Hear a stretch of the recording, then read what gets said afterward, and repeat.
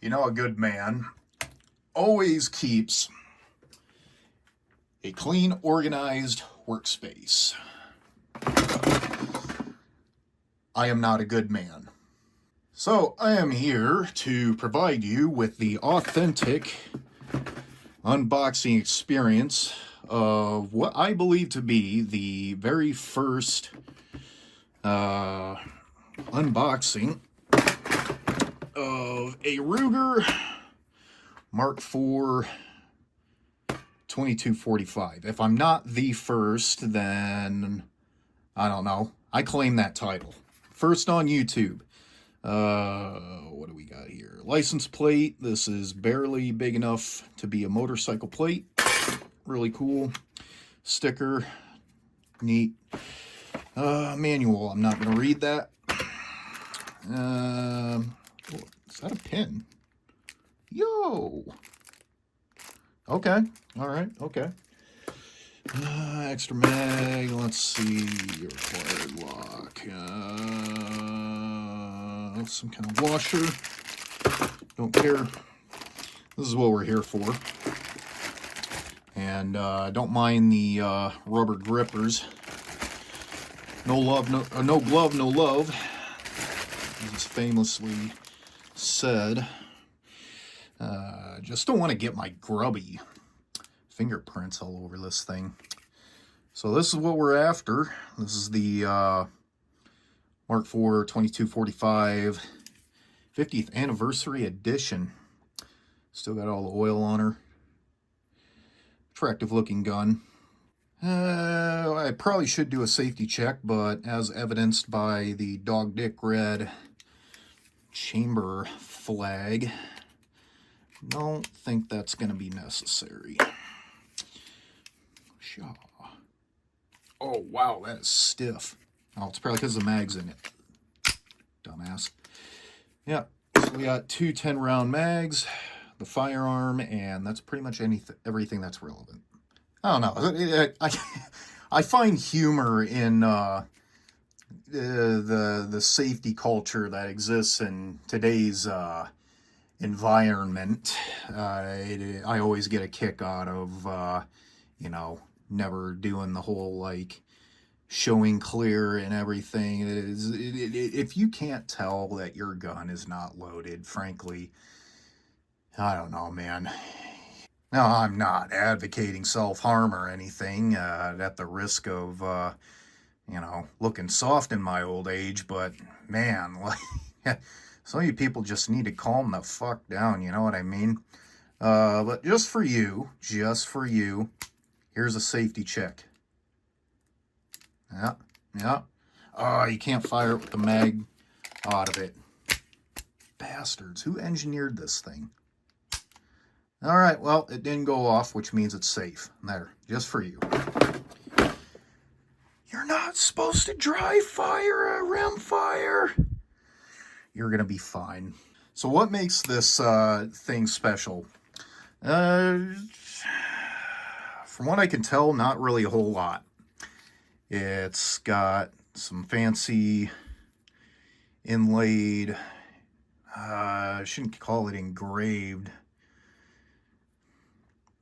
If anybody knows whether these are like routered out or CNC'd versus stamped, I know some people stamp their wood grips as opposed to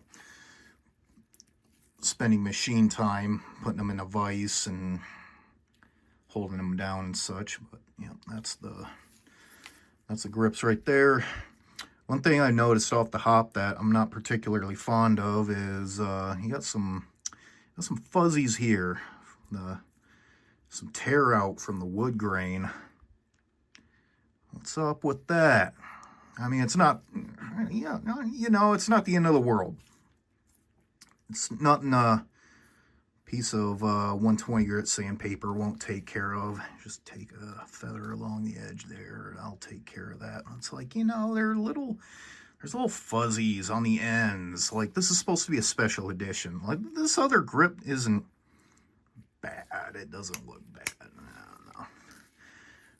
Again, I'm just getting old. I'm getting cranky and grumpy, and minor details like this really rough grain over here kind of irks me. Another thing that I noticed when I took it out of the box is, I'll try to get a picture of it, but the front sight is cockeyed ever so slightly. Like it's cockeyed this way and this way to the right.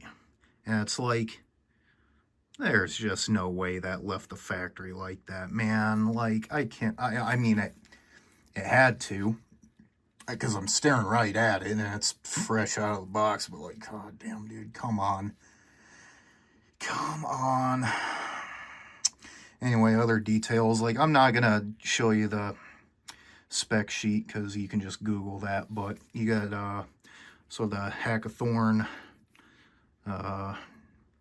blacked out notch with the serrations back there. Same for the front sight. There's no like 3-dot anything going on. It's just black sights, which they do come with, you know, attachment points up here. You can put a rail, or what I intend to do is install a Lobos Low Pro mount.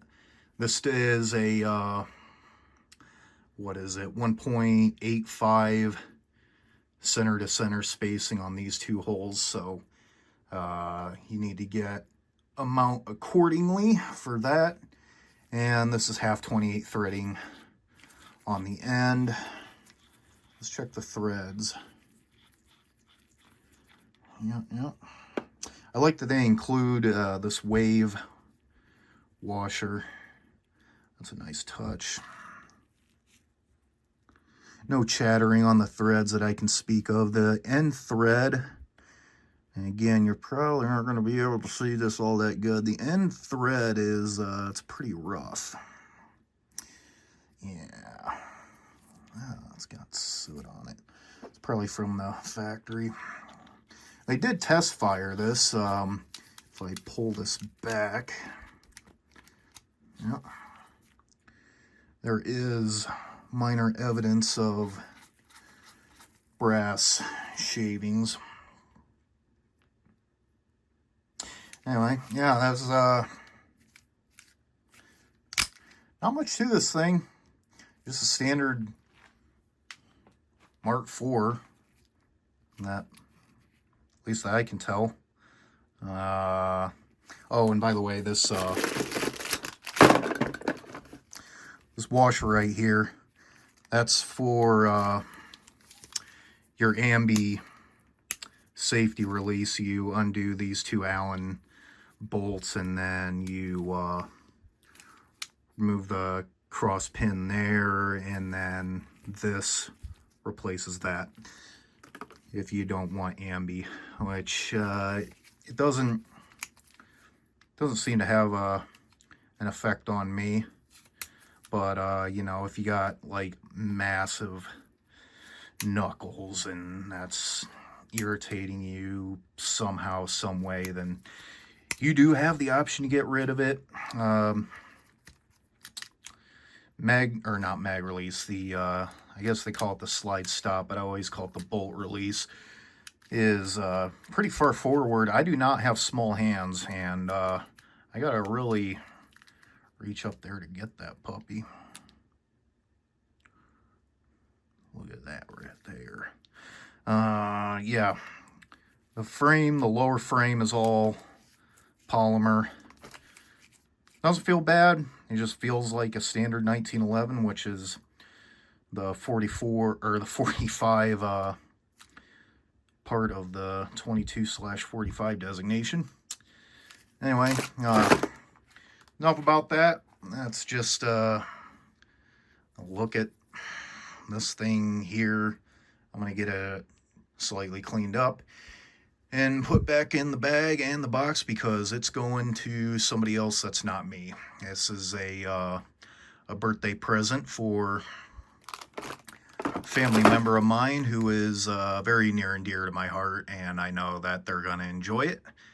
And the whole front sight thing really doesn't I mean, it bothers me, obviously, because, like, I mean, come on, this is like a $500 gun. There's no excuse for that. And it's Ruger, of all things. Like, that just shouldn't be happening. I'm going to take the burrs off the right side grip and see what I can do with that front sight. And other than that, I'm just going to leave it alone. It's going to go back in the bag. It's going to go back in the box. Oh, burp. And then it's going to go to its new home. And yeah, I'm not really bothered by, you know, whether or not the thing actually shoots to point of aim, because the recipient of this pistol is probably going to be putting an absolute maximum of 100 rounds through it per year, if not its entire lifetime. So, anywho, random video. Yeah, I know, I haven't been posting a lot at all. You know, I got a life, what can I say? So go fuck yourself. Anyway, that's all I got. I gotta fucking go.